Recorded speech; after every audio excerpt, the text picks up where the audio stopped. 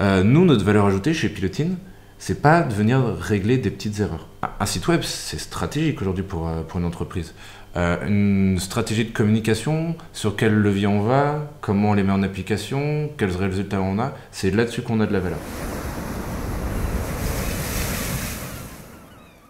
Alors, ce que je me suis dit pour ce premier podcast qui ne va pas durer très longtemps, on pourrait faire la présentation de l'agence. D'ailleurs, je vais te laisser le faire parce que ça fait plus longtemps que tu es là. Okay. Expliquer ce qu'on fait. Ensuite, pourquoi on a choisi la solution sur laquelle on se concentre et qui on est, tout ça. Ok, voilà. Alors, bienvenue à tous. Moi, alors c'est Paul Fresnel. C'est André. Voilà. C'est notre premier podcast aujourd'hui. C'est vrai que c'est bien de commencer par une présentation de l'agence Pilotine. Alors, Pilotine, c'est une agence web spécialisée dans la création de sites WordPress et dans la communication digitale.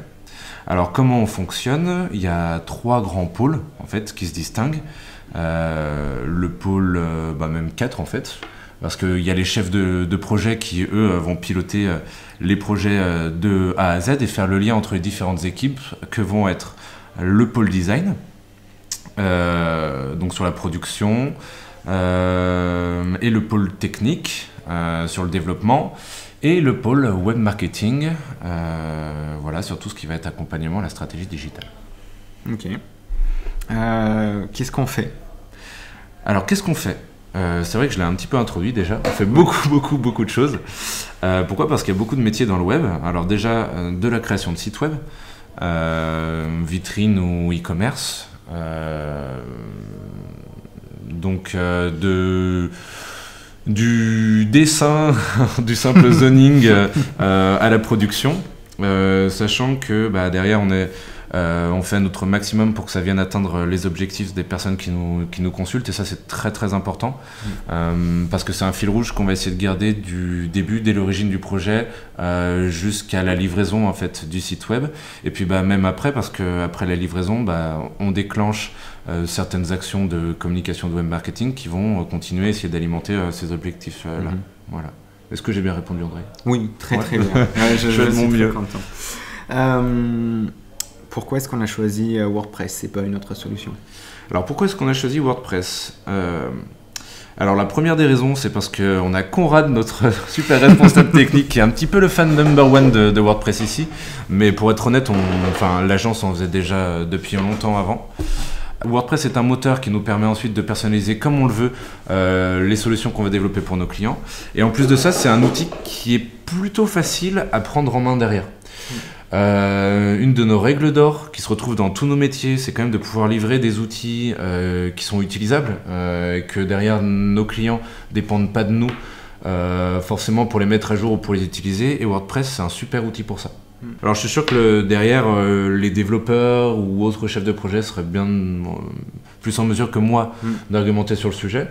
Mais alors c'est vrai que ça fait partie de mon métier aussi d'utiliser WordPress, et c'est comme ça que je le ressens aujourd'hui par rapport à mes clients, quoi. À mon avis, ce qu'on peut envisager, c'est lors des prochains épisodes du podcast, du journal de bord, on pourrait inviter différents membres de Pilotine pour parler de leur expertise, de leur domaine d'activité et de ce qu'ils font au sein de l'agence. Comme ça, on aura effectivement plusieurs points de vue, le point de vue dev, le point de vue design, et ainsi de suite. Et pour rebondir sur ce que tu dis, je suis sûr que ça pourrait être super marrant de poser la question « Qu'est-ce qu'on fait chez Pilotine ?» parce que ça risquerait de changer selon la personne qui répondrait, ça pourrait être drôle ça.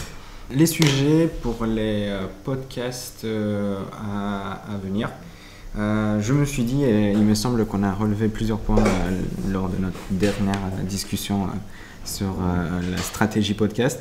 On va pouvoir commencer dès le 2e épisode, faire une revue des sites, pas forcément que des sites de nos clients, mais des sites internet de manière générale qu'on trouve sur Google pour certains mots-clés ciblés.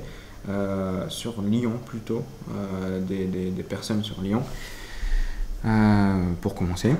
Une revue, une critique constructive, une analyse des différents sites web qu'on rencontre. Donc, ça, à mon avis, ça va être pas mal, ça va être intéressant. On peut aborder plusieurs sujets lors de chaque podcast. On peut faire pas des chapitres, mais des mini sujets de discussion. Des thématiques, ouais. Alors, je suis d'accord pour le côté local, parce qu'aujourd'hui, c'est vrai que Pilotine évolue à Lyon et Paris, qu'on a la chance d'avoir une certaine visibilité à Lyon et notoriété, donc c'est vrai que c'est peut-être plus judicieux de se focus sur ce secteur-là pour l'instant. Ça a peut-être plus de valeur pour les personnes qui nous écoutent. Voilà, exactement. Et puis, on peut envisager de passer au-delà de la région lyonnaise plus tard, mais bon, pour commencer, de toute manière, à mon avis, ça va être suffisamment, largement assez. Ensuite, je pense qu'une bonne idée serait de faire des épisodes ou des petits morceaux de podcast où l'on traite la gestion des corrections, comment faire de petites corrections courantes, où on corrige des erreurs courantes sur des sites web, notamment sur WordPress. 2-3 idées qu'on a déjà évoquées seraient comment passer son site sous HTTPS s'il n'y est pas encore, comment faire les mises à jour, quelle mise à jour majeure il faut forcément faire, quelle mise à jour majeure il faudrait éviter ou analyser l'architecture du site déjà en place avant de la faire, et ainsi de suite. Je ne sais pas comment on pourrait appeler cette partie, mais un truc dans le genre comment faire pour ne pas venir chez Pilotine ou pour ne pas devenir client chez Pilotine. Ça c'est excellent. C'est vrai qu'on avait parlé de ça la dernière fois. Ouais. Alors avant de dire ce qu'on va faire, il faut peut-être expliquer pourquoi aussi. J'ai réfléchi avant qu'on en parle. Pourquoi mais tu vas me dire si je me trompe ou pas. Hein. Vas-y. Déjà, comme on disait, c'est les coordonnées les plus mal chaussées. On prend jamais le temps, nous, de créer du contenu pour Pilotine. Parce qu'on passe beaucoup de temps pour le faire pour nos clients.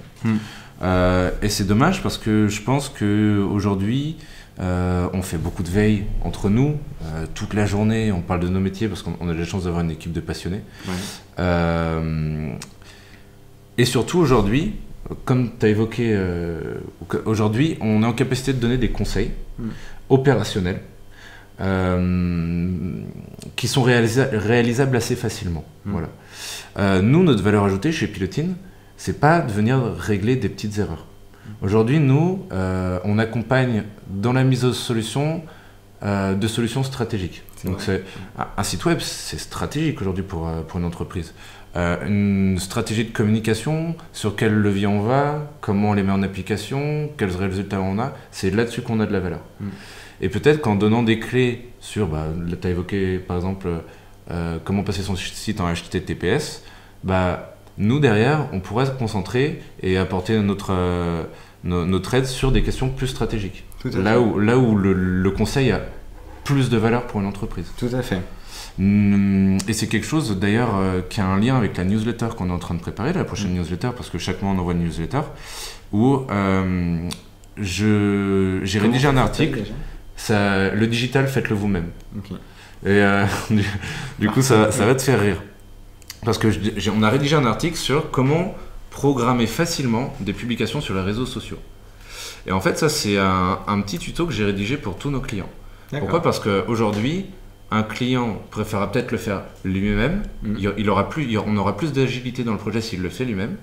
Et moi, j'aurai plus de temps pour réaliser, par exemple, un audit SEO. Voilà. Qui aura beaucoup de valeur pour son entreprise. Et lui ou elle d'ailleurs, sera en capacité de programmer ses publications. Et ça, c'est un article en ce moment ? C'est un article qui va bientôt sortir, qui va sortir jeudi, ouais. Est-ce que ça serait intéressant de le transformer en format vidéo, sous forme de tutoriel ? C'est une bonne idée, ouais. Voilà, c'est une bonne idée pour un prochain épisode de podcast. Voilà. Donc revenez nous écouter. Voilà, ensuite ce que j'ai pensé, sur votre site, faites-le vous-même.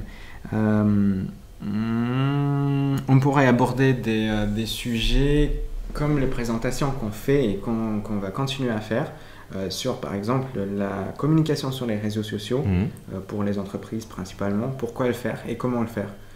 Ça je trouve que c'est quelque chose qui est de plus en plus important aujourd'hui.